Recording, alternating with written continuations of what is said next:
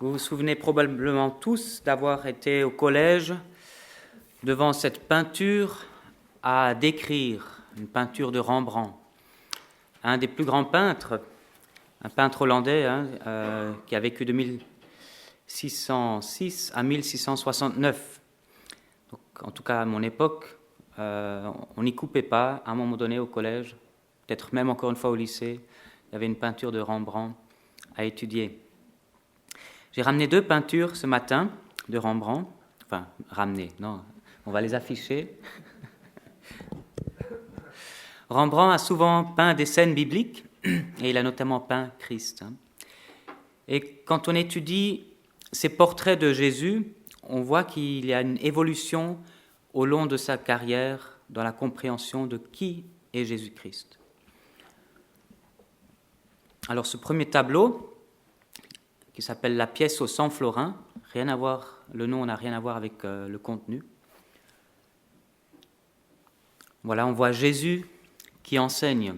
Regardez bien comment Jésus est décrit, on dirait une icône, voilà, avec ce halo de lumière autour de la tête, c'est comme un soleil. Et puis il a une très belle barbe, des très beaux cheveux, bouclés, un très beau Jésus. Et puis un deuxième tableau qui s'appelle le Christ enseignant.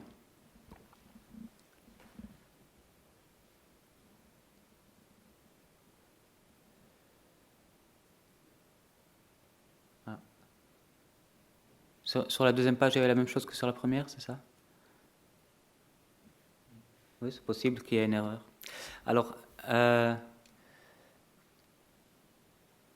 ça y est. Le Christ enseignant. Un peu la même scène, Jésus est en train d'enseigner, mais Jésus, là, est dépeint très différemment. Il n'y a pas ce halo de lumière. Au contraire, on voit un Jésus plutôt assez bourru, assez charpenté. Il a des mains d'ouvrier, alors qu'avant, il avait des mains fines. Il a une barbe coupée à droite. Il n'a pas les belles boucles blondes qu'il avait sur l'autre image avant. Alors voici ce que dit un article sur le site Évangile 21. Rembrandt est marqué par la prédication d'un prédicateur ménonite et trouve dans ses paroles l'image du Christ, de ce Dieu humble et doux qui s'est fait pareil aux hommes, qui est comme eux, chétif, sujet à la maladie et à la mort, sans autre beauté que celle qui émane de ses yeux tout rayonnant d'amour. Un homme qui s'est revêtu de la nature la plus modeste, sans fierté, sans arrogance, semblable aux plus pauvres, qui n'a pas voulu emprunter l'éclat surnaturel des anges, afin que les timides et les déshérités viennent à lui sans honte et sans crainte. À partir de 1645 environ, on ne rencontre plus ce Christ revêtu d'humaine gloire. Tu peux remettre les détails, la suivante. On ne rencontre plus ce Christ revêtu d'humaine gloire, qui est presque plus divin, angélique que humain. Son Christ n'a plus rien de glorieux ou d'héroïque. La Bible lui a révélé le secret du Messie qui vient incognito, et il comprend que l'incarnation n'est pas la glorification de l'homme, mais l'abaissement de Dieu. Rembrandt a vu ce que très peu de peintres ont jamais vu. Il a vu que Dieu est venu parmi les hommes, non pas comme le plus glorieux des hommes, mais comme le plus humble, le plus humilié. Et c'est au cours de cette période où il a entendu ce prédicateur que l'on situe le tournant spirituel de la vie du peintre. En comparant le Christ enseignant à droite et la pièce aux 100 florins à gauche, on constate combien le Christ de Rembrandt s'est transformé durant la dizaine d'années qui séparent les deux œuvres. Sur la gravure Le Christ enseignant, nous voyons un homme de taille modeste, le regard triste, chétif et si modeste d'aspect qu'il offre le trésor de la rédemption, comme avec des mines de quémandeur. Voilà quelques extraits de ce magnifique article qu'on peut retrouver sur le site Évangile 21. Merci. Donc, en apprenant à connaître personnellement Jésus-Christ, Rembrandt est passé d'une image d'un Christ très divin à l'image d'un Christ beaucoup plus humain, proche de nous. Aujourd'hui, la tendance dans la société est inverse. On représente souvent Jésus-Christ comme étant seulement homme. Les historiens nous parlent du Jésus historique qu'il faudrait retrouver pour connaître vraiment ce Jésus qui aurait été divinisé par ses disciples. Pourtant, la Bible affirme que Jésus est à la fois homme et à la fois Dieu. Et nous avons besoin aujourd'hui de nous faire une image juste de qui est Jésus, pour le connaître davantage, pour le connaître plus concrètement dans nos vies.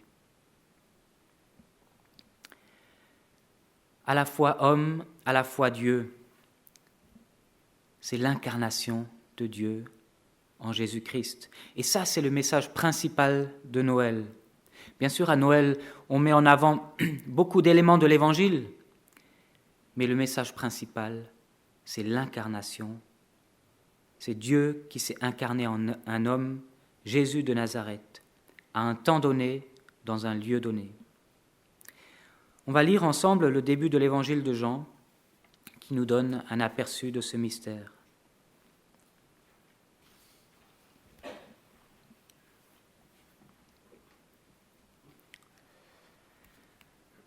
Jean chapitre 1. Au commencement était la parole, et la parole était avec Dieu, et la parole était Dieu. Elle était au commencement avec Dieu. Tout a été fait par elle, et rien de ce qui a été fait n'a été fait sans elle. En elle était la vie, et la vie était la lumière des hommes. Je vais un peu plus loin, au verset 9. C'était la véritable lumière qui, en venant dans le monde, éclaire tout homme. Elle était dans le monde, et le monde a été fait par elle, et le monde ne l'a pas connue. Elle est venue chez les siens, et les siens ne l'ont pas reçue. Et je termine avec ces versets 12 à 14. Mais à tous ceux qui l'ont reçue, elle a donné le pouvoir de devenir enfants de Dieu, à ceux qui croient en son nom, et qui sont nés non du sang, ni de la volonté de la chair, ni de la volonté de l'homme, mais de Dieu. La parole a été faite chair, et elle a habité parmi nous, pleine de grâce et de vérité, et nous avons contemplé sa gloire, une gloire comme celle du Fils unique venu du Père. Le début du passage nous parle de Jésus-Christ, Dieu. La parole est Dieu. Au commencement était la parole, et la parole était avec Dieu, et la parole était Dieu. L'apôtre Jean, quand il écrit son évangile, il fait remonter la bonne nouvelle de l'évangile, non pas à la naissance de Jésus, mais à l'origine de toute chose, avant même la création du monde. Au commencement était la parole. Alors que faut-il entendre par la parole, traduit dans d'autres versions par le verbe? Et en grec, c'est le logos. Alors en grec, cette notion était utilisée de multiples manières. Et par certains, cette notion de logos était utilisée pour décrire un principe rationnel à l'origine de tout ce qui existe, un peu comme une loi mathématique qui régit le monde. le Logos, était au commencement? Mais Jean avait certainement d'autres références, puisqu'il était juif, il avait les références de l'Ancien Testament, et dans l'Ancien Testament, nous voyons la parole de Dieu, qui est l'expression puissante de Dieu au sein de la création. Dieu parle pour créer, Dieu parle pour se révéler. Mais ce qui est important dans ce texte, c'est de comprendre ce que Jean veut dire quand il parle de la parole, du logos, indépendamment de l'utilisation de ces termes par les Grecs ou par les Juifs. Jean ne dit pas que la parole était seulement un principe, une loi à l'origine de tout. Jean ne dit pas non plus que la parole était seulement l'expression de la puissance de Dieu. Jean va beaucoup plus loin que ces deux notions-là. Cette parole était avec Dieu et elle était Dieu. Jean décrit ici une personne de la Trinité divine. C'est donc une personne distincte qui, dès le commencement, était avec Dieu. Sinon, elle ne pourrait pas être distincte. Elle était avec, ça signifie bien que c'était une autre personne que Dieu, le Père.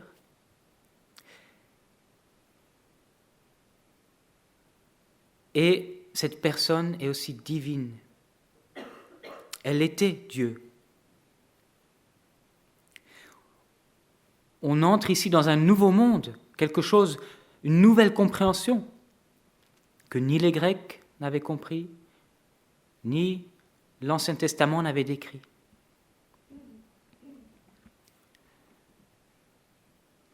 Et cette personne divine, la parole, le logos, elle a été l'agent lors de la création par Dieu.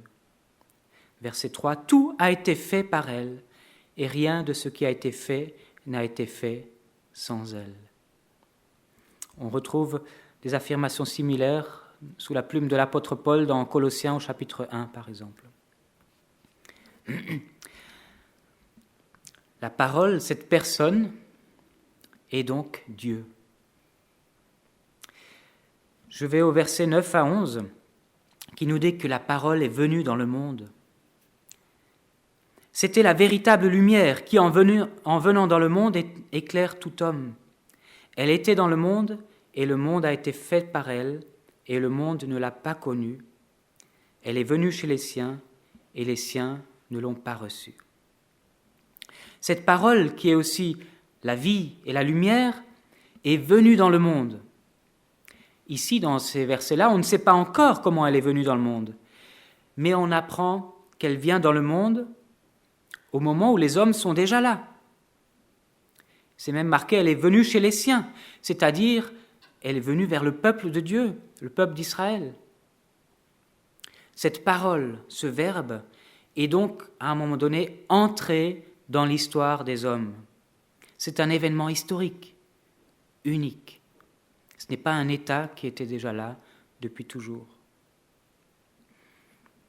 Et le verset 14 va préciser comment la parole est venue dans le monde. La parole a été faite chair et elle a habité parmi nous, pleine de grâce et de vérité. Et nous avons contemplé sa gloire, une gloire comme celle du Fils unique venu du Père.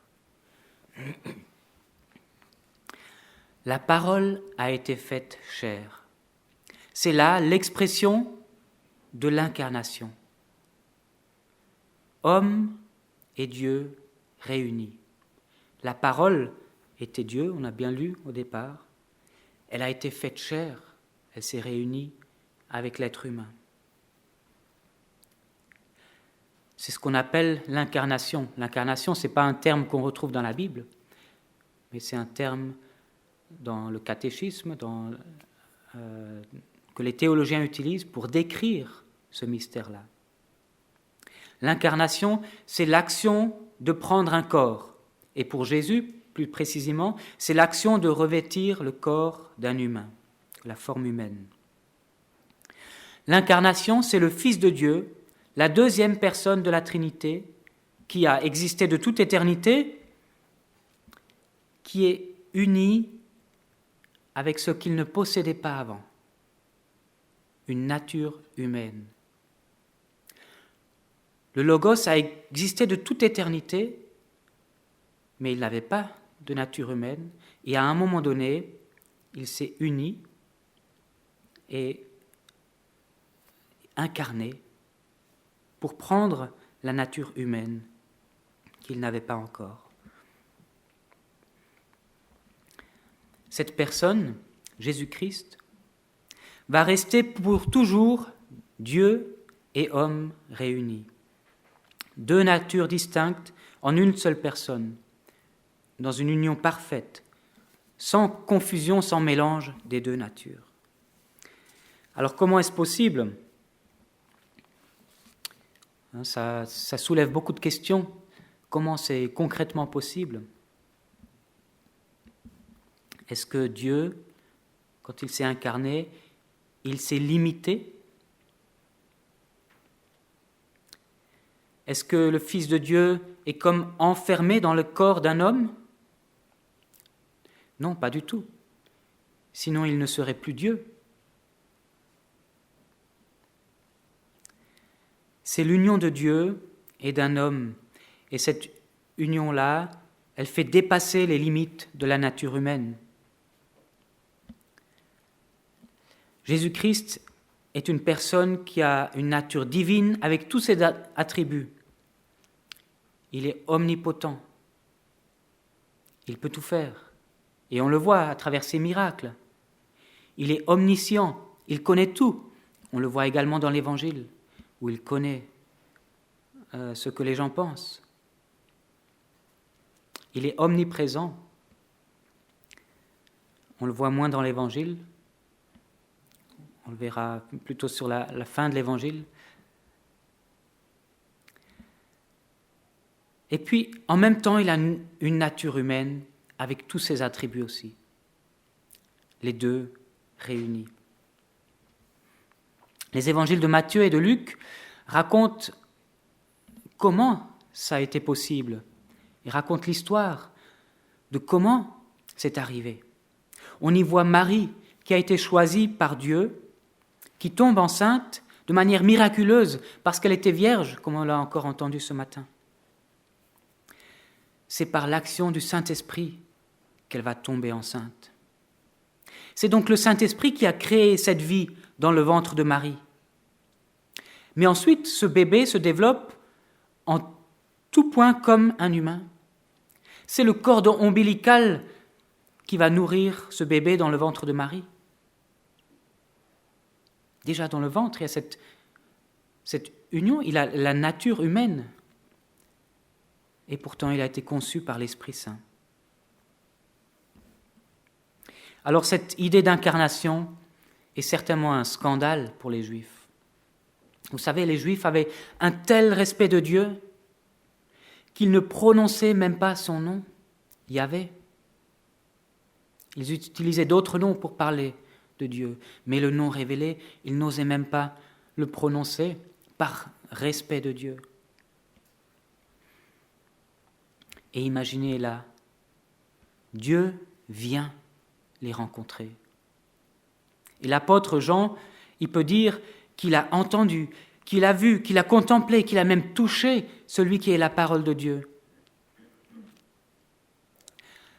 Avant, on ne prononçait même pas le nom de Dieu, et tout d'un coup, on va se mettre à tutoyer Dieu. Quel changement, quelle révolution, ou quel scandale! On va se mettre à tutoyer Dieu, à le toucher,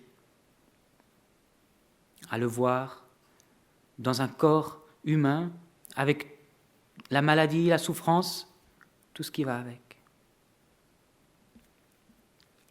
Mais pour Dieu, il n'y avait pas de mal à s'incarner. Le Fils de Dieu ne s'est pas incarné de manière passagère.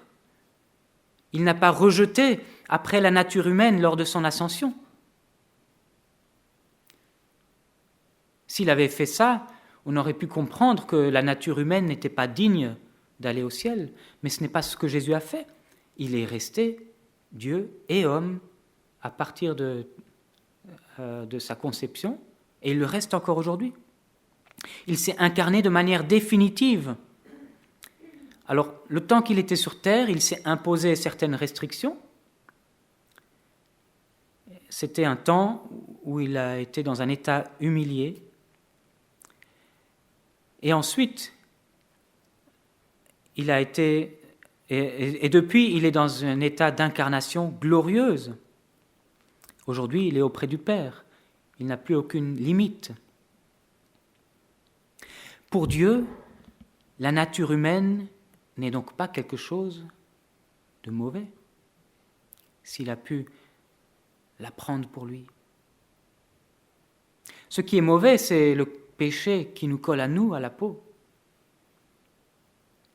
Mais dans sa création parfaite, Dieu a fait une nature humaine entièrement bonne, à tel point qu'il peut s'incarner dans cette nature humaine.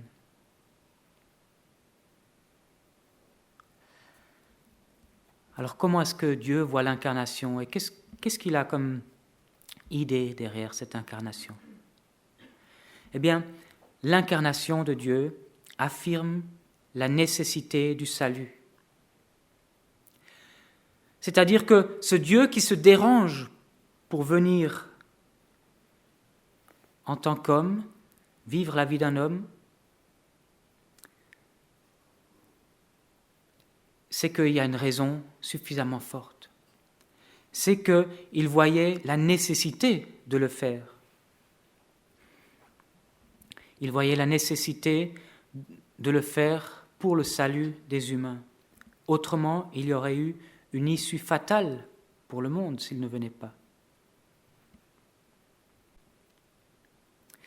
Si Dieu ne jugeait pas à un moment donné le monde, il aurait trouvé totalement inutile de venir dans le monde.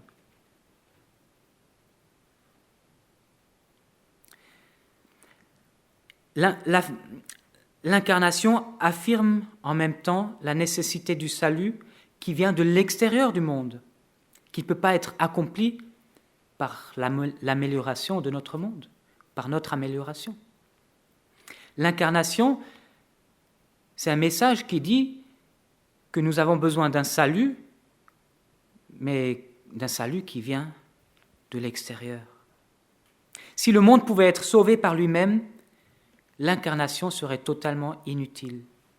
Dieu n'aurait pas besoin de s'abaisser. Récemment, je disais dans une prédication qu'il ne suffit pas de croire en Dieu pour être chrétien.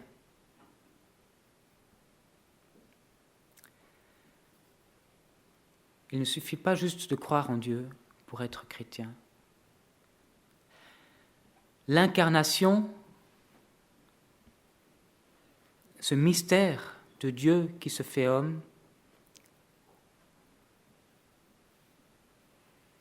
nous dit qu'il ne suffit pas de croire en Dieu pour être chrétien, mais qu'il faut accueillir ce Dieu qui se fait homme. Cette compréhension juste de l'incarnation nous amène à comprendre notre besoin d'être sauvés par quelqu'un qui vient de l'extérieur et qui se fait semblable à nous. Une compréhension juste de l'incarnation nous amène à recevoir de Dieu la grâce, le pardon en Jésus-Christ. C'est ça qui fait de nous un chrétien. Je veux relire les versets 12 et 13. Mais à tous ceux qui l'ont reçue, elle a donné le pouvoir de devenir enfants de Dieu, à ceux qui croient en son nom, et qui sont nés non du sang, ni de la volonté de la chair, ni de la volonté de l'homme, mais de Dieu.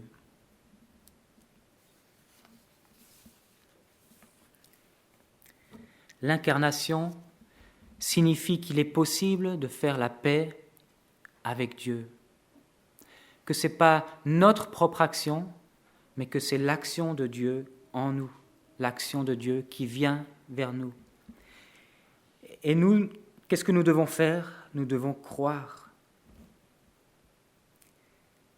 À ceux qui croient en son nom, elle a donné le pouvoir de devenir enfants de Dieu. C'est Dieu qui va nous donner une nouvelle vie en Christ. Nous sommes appelés à croire que l'incarnation, c'est Dieu qui est venu pour nous, vivre la vie que nous aurions dû vivre la vie d'homme.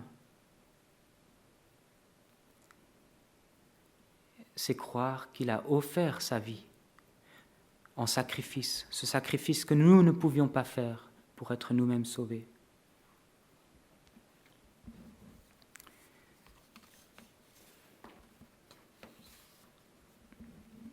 Alors dorénavant, quand vous regarderez un tableau de Rembrandt ou d'autres peintres qui décrivent Jésus, vous pourrez vous poser cette question. Quelle est l'image que moi je me fais de Jésus-Christ ? Est-ce que je comprends bien qui est Jésus-Christ ? Est-ce que je comprends bien les implications de sa venue sur terre, de sa venue en tant qu'homme, Dieu fait homme ? Est-ce que je comprends bien que j'ai besoin d'être sauvé par cet homme qui n'a pas un grand éclat, qui est venu humblement, qui est venu vivre la vie que j'aurais dû vivre ? Est-ce que j'ai envie qu'il soit mon sauveur ? C'est la question que nous pose Noël. Seigneur Jésus, merci pour cette grâce que tu nous as faite, de quitter le ciel, de venir vivre la vie d'un homme humblement. Tu n'avais rien à perdre. Tu n'avais pas peur de perdre quelque chose. Au contraire, tu es venu nous gagner. Tu es venu nous racheter, faire de nous des enfants de Dieu. Nous voyons là-dedans combien tu nous aimes, combien ton appel est plein d'amour envers nous. Je te prie, Seigneur, de nous interpeller encore dans ce temps de Noël, que nous sachions voir ton amour, que nous sachions entendre l'appel de ton amour, pour t'accepter comme cet Dieu, homme, qui est venu pour nous. Amen.